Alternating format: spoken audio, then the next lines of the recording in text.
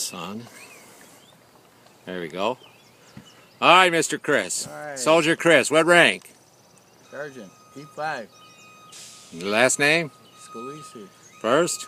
Christopher, What times you serving now? 68 and 69. Okay, I see you're here with your friend that fallen in service Yeah, in Mark, 1969, March. yeah, Mark Can you Francis Daniels. Can you tell me a little bit about him? Yeah, he's a Michigan boy, of course, and I met him just before I went on R&R. I didn't know he was even in our company, Really? and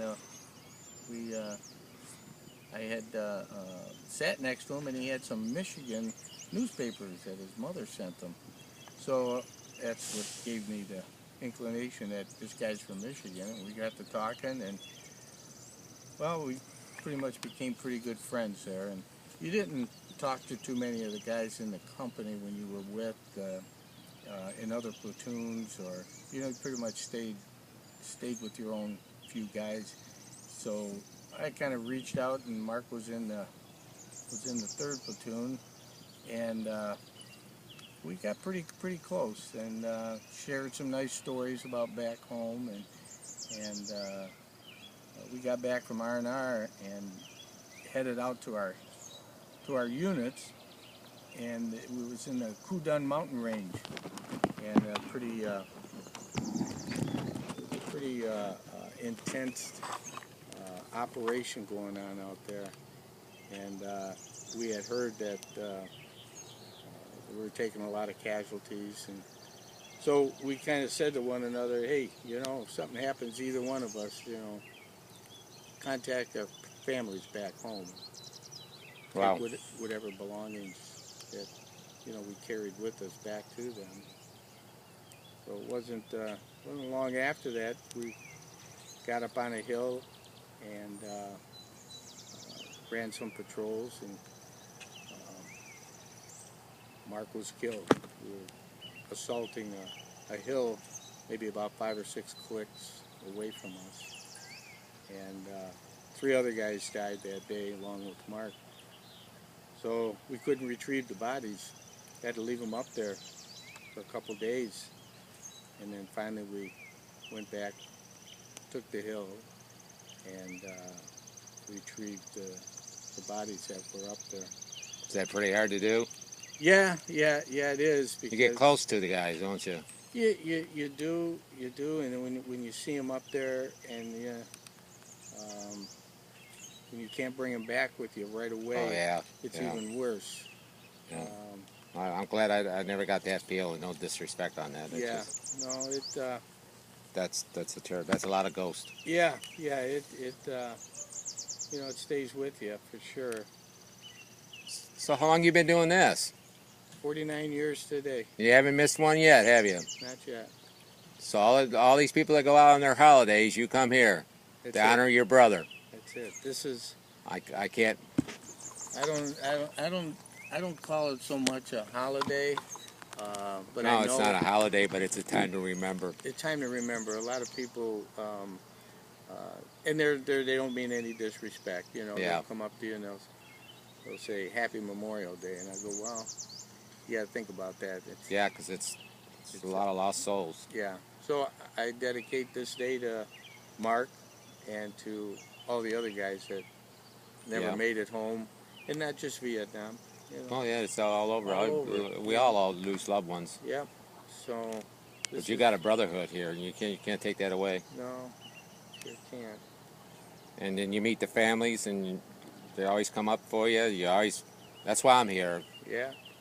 I get coffee, donuts. Coffee and donuts. It's a good. They're good people. Good people to be with on a day like today, and and then like yourself and Bill that come up here, and had a couple other guys join me on this day.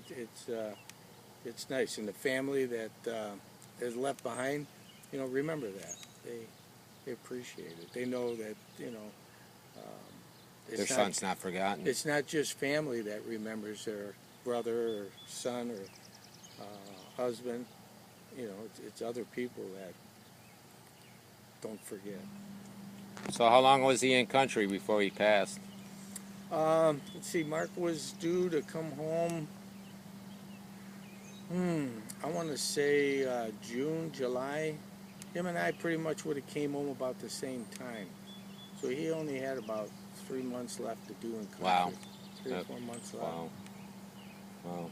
Yeah. So I hear you got a gravestone in here too, don't you? Your burial? I do. I'm right in front of Mark, right here. That's my spot. That's where I had asked the cemetery a number of years ago if I could buy or reserve a spot here. And at that time, a lot of these stones weren't here. After 40-some years, Yeah. it starts filling up. So they actually gave me this plot and said it's yours. Well, I got to tell you this, Chris. Reminds me of what a Memorial Day should be about, anyways. Is what you're doing. Yeah, I appreciate that, Benny. It's people go up north, they go partying and everything Yeah. else. It's just a day off of work for them, Yeah. and they just don't do the thing that it's really meant to be. Right. But you can see there's a lot of people that come out and put stones on their families. Oh, yeah.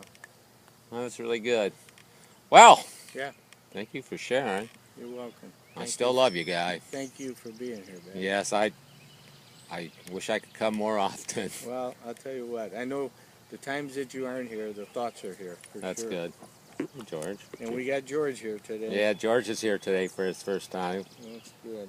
Mr. Service Dog. Bill's been coming up quite often. Yep, Bill's been riding up with me, keeping me company, and it's his Memorial Day now, too. Yeah. So. Hey, Bill! Come here. Let's get Bill out next to you. Yeah. Hey, give me some fuel for thought while you come up here with Chris. You can sit in this. Bill's support for me. Yeah. Is Bill the support person? Yeah. Chris first told me this story at American House, 7, 8 years ago. Yeah. And I couldn't believe it when I was hearing it. And I don't remember, but at the end of it all, I said to him, "You know what that makes you, Chris? It makes you a hero." Yep. It sure does. All right, guys. Thanks for sharing. That I still love you all.